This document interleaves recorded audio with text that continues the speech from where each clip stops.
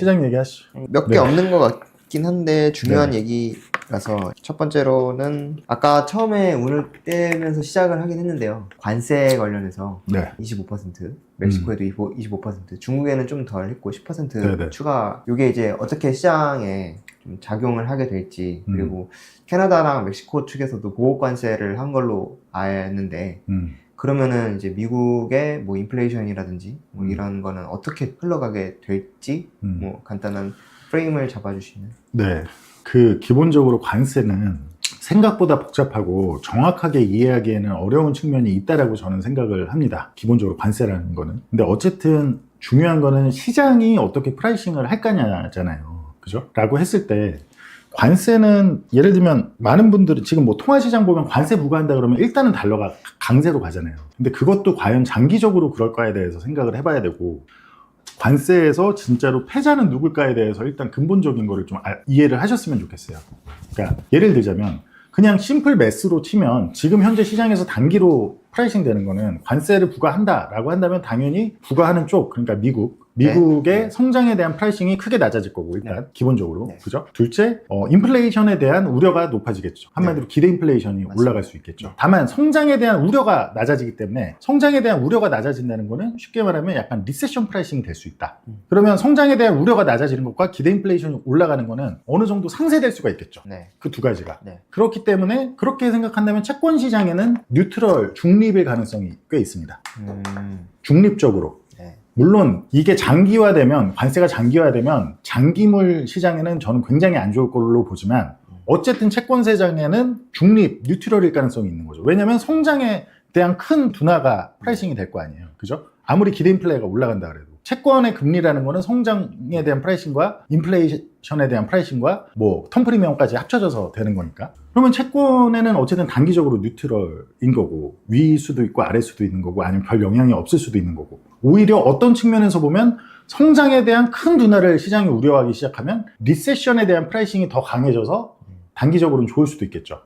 그죠? 네. 이해되시나요? 그렇죠. 여기까지? 네네네. 예, 그럴 수 있겠죠. 그렇죠. 그러니까 그렇게 이해를 하시는 게 맞고, 네. 또 하나는 그러면 주식시장 입장에서 생각을 해볼게요. 주식시장이 제가 프루팅에서 많이 다뤘는데 사실은 턴 프리미엄의 상승, 장기금리 상승뿐만 아니라 실제로 장기금리가 뭘로 의해서 상승했는지 봐야 되는데 22년, 23년엔 턴 프리미엄의 상승으로 많이 상승을 했습니다. 네. 24년도 마찬가지고요. 근데 22년과 23년에 장기금리가 상승할 때마다 주식시장은 크게 하락하거나 23년에도 7, 8, 9 월 3개월 동안 그때 장기금리 5%까지 갔죠. 맞습니다. 그때 제가 장기금리 콜을 또 정확하게 했죠. 네. 물론 그때는 주식에 대한 숏 배팅도 한 적이 없었고 다만 이래서 위험할 거다만 얘기했는데, 그리고 나서 제니 옐런이 장기물 발행을 아예 그때 그 시장에 충격받고 아예 안 하다 보니까 유사 양적 완화 효과로 장기금리가 다시 내려가면서 주식시장이 막 뛰었어요. 네, 맞습니다. 근데 다시 7월에 고점, 그러니까 나스닥 100 기준으로 한 16,000 정도 될 거예요. 네. 제가 그때 주식시장이 동상이몽으로 채권 시장과는 다르게 동상이몽으로 성장에 대한 프라이싱을 엄청 하고 있다는 거를 간과했습니다. 그러니까 채권 시장이 워낙 리세션 프라이싱을 통해서 장기금리가 내려가 있으니까 네. 그거를 주식시장도 똑같이 그래도 어느 정도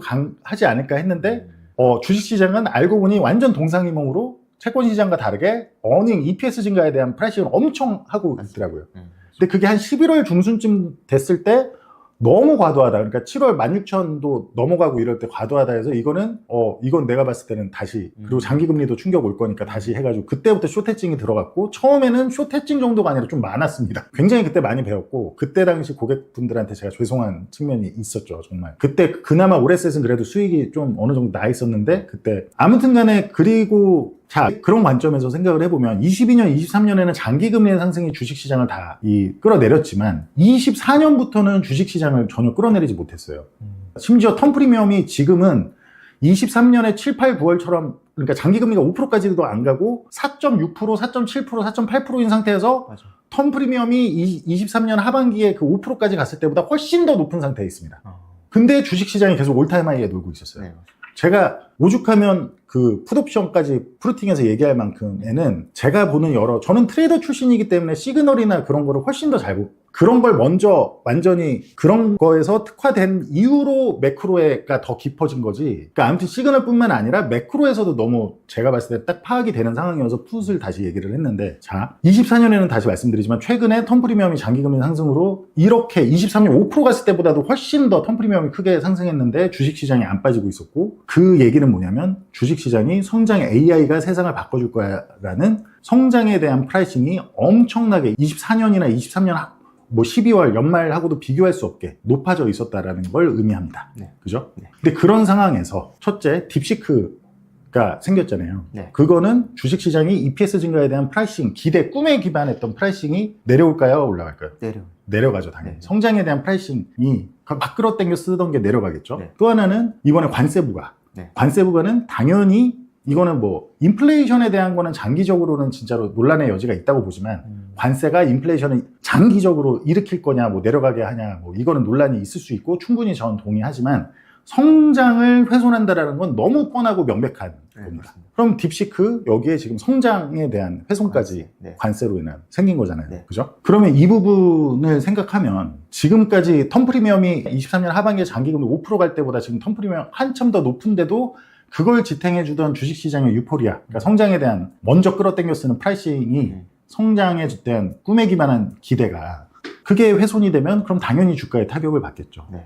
장기금리는 이미 어쨌든 절대적으로 꽤 높은 수준이고 턴 프리미엄이 계속 확장이 돼 있는 상태면 네. 그렇게 이해를 하시면 될 것 같습니다. 이런 얘기는 프루팅에서 다 했던 얘기고 최근 한두 달 제가 계속 열심히 했던 얘기고 이런 부분에 대비를 하셔야 된다고 계속 얘기를 했었고 그래서 저는 제가 봤을 때는 특히 중국 같은 경우는 반대로 중국은 뭐 저희가 크게 투자하고 있어서가 아니라 단기적으로야 당연히 따라서 뭐 휩쓸릴 수 있지만 오레셋은 이미 그거에 대한 해칭도 다 돼 있습니다. 근데 휩쓸릴 수 있지만 중국은 생각을 해볼게요. 일단 채권 쪽 금리부터 생각을 해볼게요. 네. 중국은 금리적으로 어떤 분들은 장기 금리가 빨리 올라줘야 돼 이런 분들이 있는데 전혀 사실 아닙니다. 그러니까 중국은 매크로 금리 환경에서는 지금 주식하기 가장 좋은 환경이에요. 전 세계에서 가장 장기 금리가 낮고 채권 수요가 많기 때문에 매크로적인 금리 환경으로만 보자면 그리고 장기 금리가 그렇게 오랫동안 낮게 내포된다라는 건 뭘 뜻하냐면 중국의 채권 투자자들이 결국에는 과거 양적 완화 미국에서 그 한창 하던 그 한창 막 마이너스 금리가 그때처럼 다 인민은행이 구원해 줄 거야. 그러니까 부채 문제 다 사줄 거야. 결국 양적 완화 비슷하게 해줄 거야.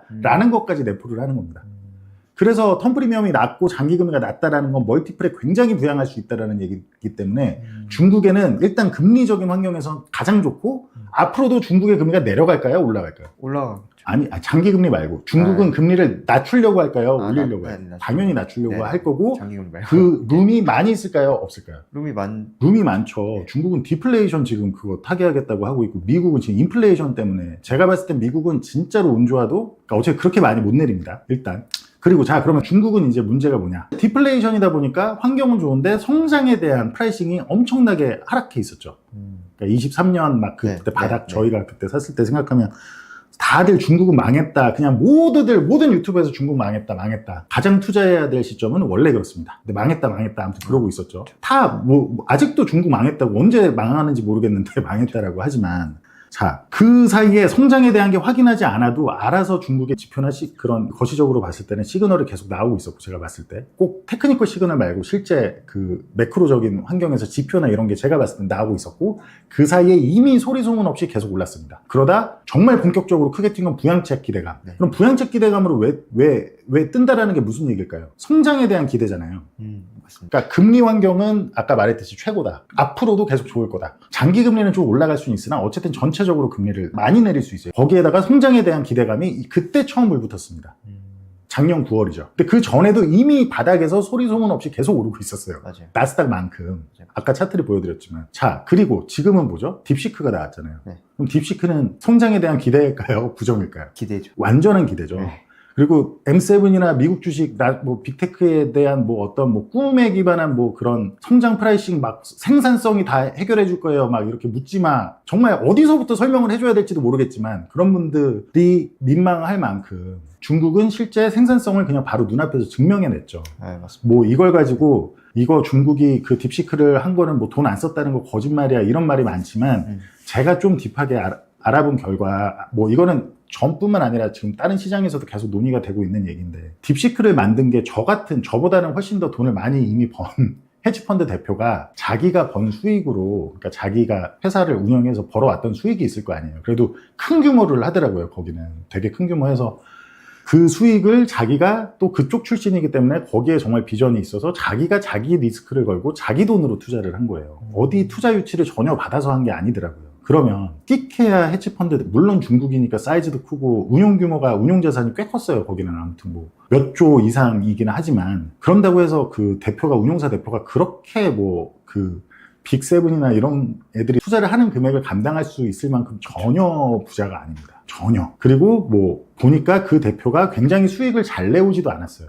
그러니까 헤지펀드라는 건 결국에 수익을 잘 내야 또 성과보수나 이런 거에서 그래도 그런다는 걸 감안하면 히스토리가 뭐 그렇게 수익을 잘 낸 그것도 아니더라고요. 그러면 당연히 돈 투자에 대해서는 굉장히 한정적이라는 얘기가 맞을 거고, 그거를 당연히 미국에서는 지금 충격받아서 무슨 뭐 이렇네 저렇네 하고 계속 자기 위로죠. 결국에는 하고 있지만, 그냥 답은 너무 제가 아까 말씀드린 관점 있잖아요. 그러니까 생산성과 인플레이션은 반대말이고, 거기다 지금 관세를 지금 뭐 캐나다에 25% 부과하고 뭐 이렇게 해서, 이런 상황에서는 결코 제가 봤을 때 장기적으로 갔을 때 미국이 절대 중국의 AI를 이길 수가 없다라는 거를 저는 말씀을 드리고 싶어요.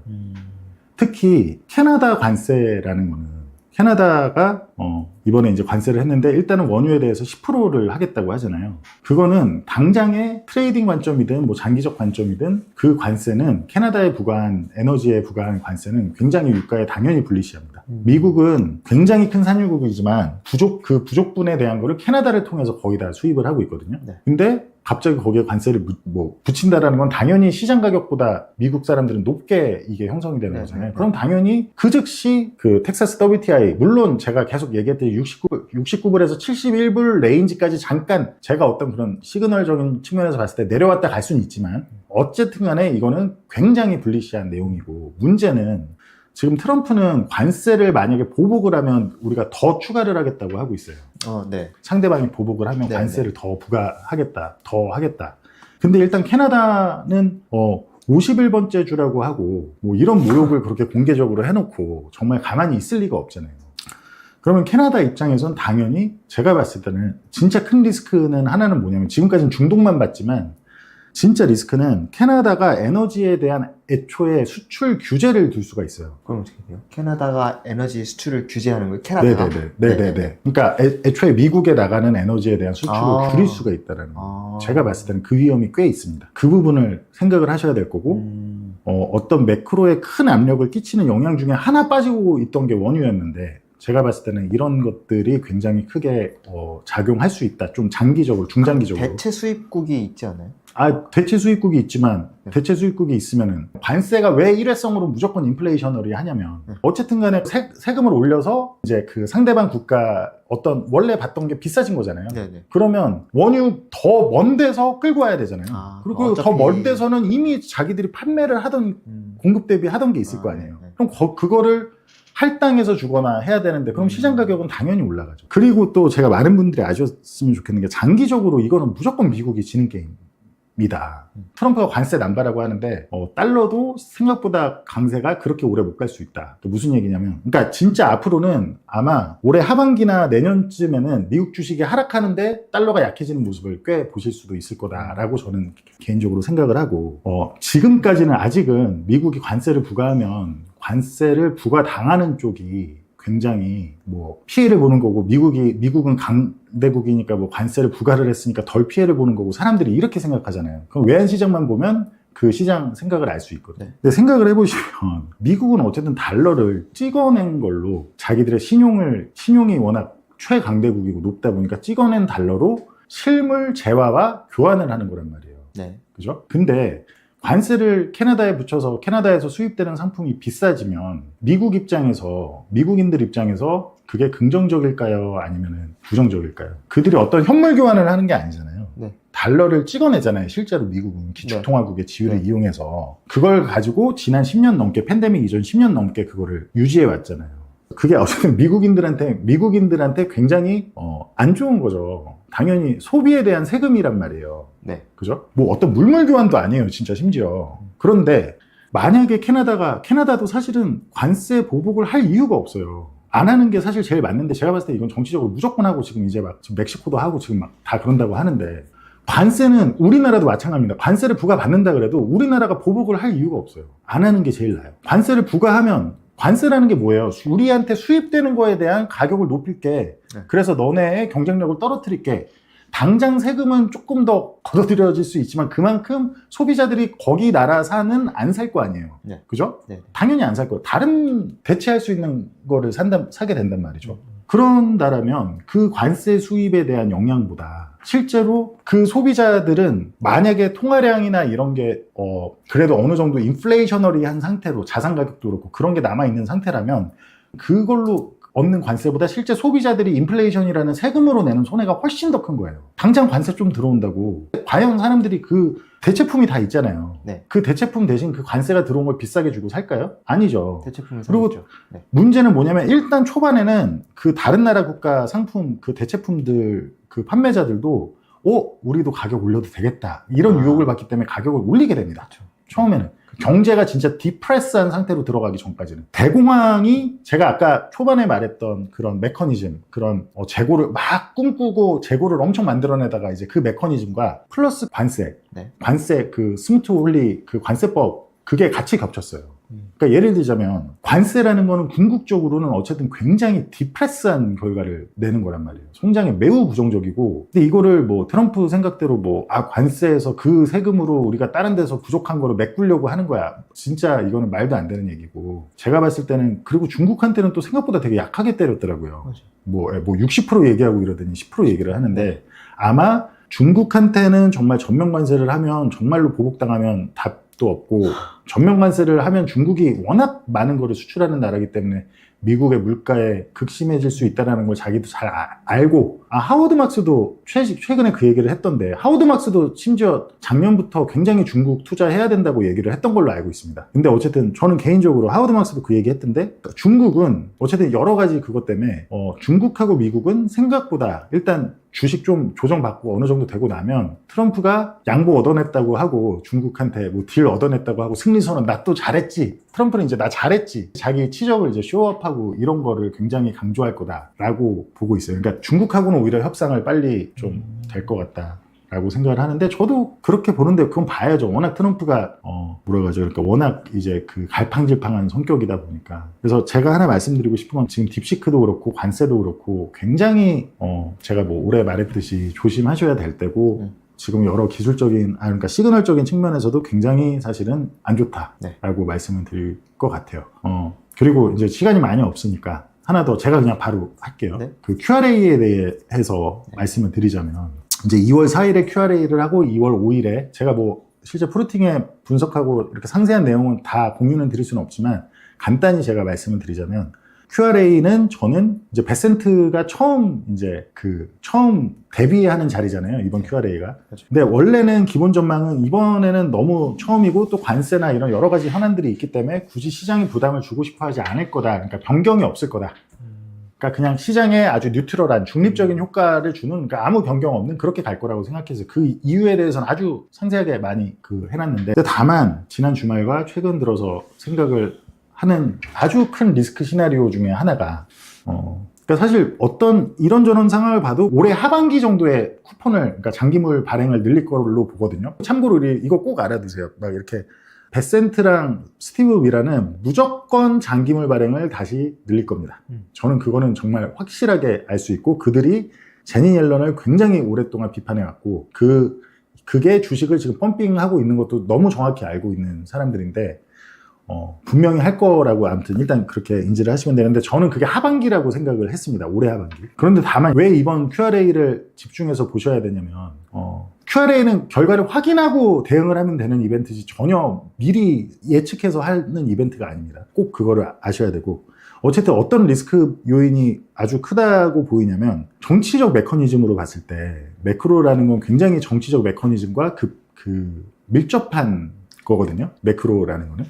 정치 메커니즘으로 봤을 때 전 정권을 탓할 수 있는 거. 음. 해야 될 일은 꼭 이거는 무조건 할 거고 해야 될 일을 할 건데 전 정권을 탓할 수 있을 때가 집권 초기잖아요. 네, 맞습니다. 그런 걸 생각을 해보면 이거를 할 거면 지금 그냥 한 번에 빨리 하고 다음 중간선거 그쯤에 이제 연준한테 좀 도와줘. 이제 이거 좀 정리 좀 하자 해가지고 그렇게 해서 중간선거에서 다시 희망을 보여주면서 그렇게 하려고 할 가능성이 많지 않을까? 그런 확률이 높지 않을까라는 의심이 아주 강하게 듭니다. 물론 기본 베이스 케이스는 말했듯이 이번 QRA는 이제 2분기에 대한 계획을 발표하는 자리거든요. 그렇죠. 네. Q2 올해 2분기. 근데 2분기는 특히 세수가 굉장히 느는 구간이에요. 매년 그냥 계절적인 지출 대비 세수가 느는 구간이라 보통 늘 미국 재무부조차도 거의 보통 흑자를 늘 기록하는 구간인데 그렇기 때문에 더더욱 저는 하반기 그러니까 다음번 QRA 때 아마 그게 있을 거다라고 봤는데 잘하면 빨리 정리하고 정권을 그러면 이제 문제를 돌릴 수 있잖아요. 지난 정권에 제니 옐런한테 돌릴 수 있고 바이든 정권에 돌릴 수 있고 네. 그 부분이 이게 스캇 베센트뿐만 아니라 스티브 미란이라는 분이 제가 지난번에도 저희 방송에서 얘기했는데 경제자문위원회 의장인데 이 둘이 트럼프와 이런 얘기들을 미리 이런 안도 분명히 고려되지 않을까라고 생각이 드는 거죠. 그렇기 때문에 이번 결과가 매우 중요하고 만약에 이번 QRA에서 그런다고 해도 진짜로 당장 이번 QE부터 뭐 장기물을 발행을 증액하겠다 이럴 것 같진 않아요. 왜냐면 그럴 필요가 없습니다. 근데 최악의 상황이 진짜 그러면 정말 시장은 크게 그렇게 영향을 받을 수 있고 그게 아니고 이번에 QRA의 정말 큰 리스크는 포워드 가이던스를 워딩으로 굳이 미리 할 수 있다는 얘기죠. 3분기나 뭐 하반기에 네, 하반기에 네네. 그러니까 Q3 그러니까 다음 Q3의 네네. 3분기에 네네. 우리 부채를 듀레이션을 늘릴 거다라고 할 수 있다라는 겁니다. 지금 전화벨이 또 울리네요. 죄송합니다. 그래서 어쨌든 국채 발행계 굉장히 이번에 중요한데 기본 전망은 아무 변경도 없을 것 같지만 총체적으로 생각하면 아무리 생각해도 그 리스크가 꽤 있겠다. 예, 그럴 수 있다. 네. 예, 근데 이번 아니면 어차피 다음번 QRA니까 2분기에 그러니까 왜냐면 하나 앞서서 발표를 하거든요. 그러니까 2분기에 3분기 거에 대한 거를 발표를 하니까 그렇게 생각하시고 하시면 될 것 같다. 네. 그리고 오늘은 이제 여기까지 하시고 다음번 영상부터는 저희가 라이브보다는 뭐 급한 게 있으면 라이브로 하고 그런 거보다는 녹화로 해가지고 재밌는 영상들로 좀 당분간 열심히 시간 내가지고 할 생각이니까. 네. 여기까지 하겠습니다. 네. 감사합니다. 고생 많으셨습니다. 네.